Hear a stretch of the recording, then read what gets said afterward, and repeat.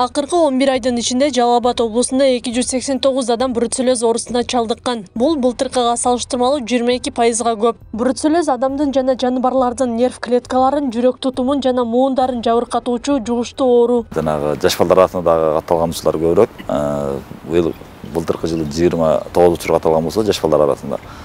Быйылкы жылы 33 учурга катталып, 4 учурга көп десек болот да. Өз учурунда дарыламай калган учурда же дарыны толук кандуу албай калган учурда бул оор өнөкөткө өтүп кетет. Натыйжада жарандарга жанагындай өнөкөт ооруларын козгоп келет. Яна айрым учурда бул жанагындай тукумсуздукка да алып келиши мүмкүн жарандарды. Жалал Абад шаары боюнча бул илдетке кабылгандар октябрь айылындагы жугуштуу оорулар бөлүмүнө жаткырылган. Илдеттин жеңил түрү менен ооругандар амбулатордук дарылануудан өтүшкөн. Азыр жок экен, азыр бруцеллез менен жаткан жок экен. Жылдан бери 5 адам жатыптыр. 4-10 киши бирөө жаш бала.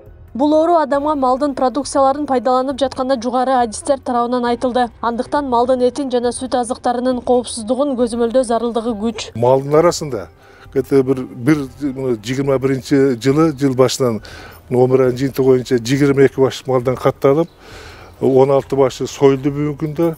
Калгандары акты менен турат, бир 10 күн ичинде сойдурабыз. Булар 24 саат бою илинип турат, союлгандан кийин 24 сааттан кийин өзүнүн суюктуктар толук кандуу агып түшөт. 110 градуска кайнатылгандан өз күчүн жоготот. Бүгүнкү күндө Жалал Абад шаары боюнча 5057 ири мүйүздүү мал каттоодо турат. Булардын ичинен 3000 сериологиялык изилдөөдөн өткөрүлгөн. Алардын арасынан 22 малдан бруцеллез илдети аныкталып, 16 мал адистердин көзөмөлүндө сойдурулган.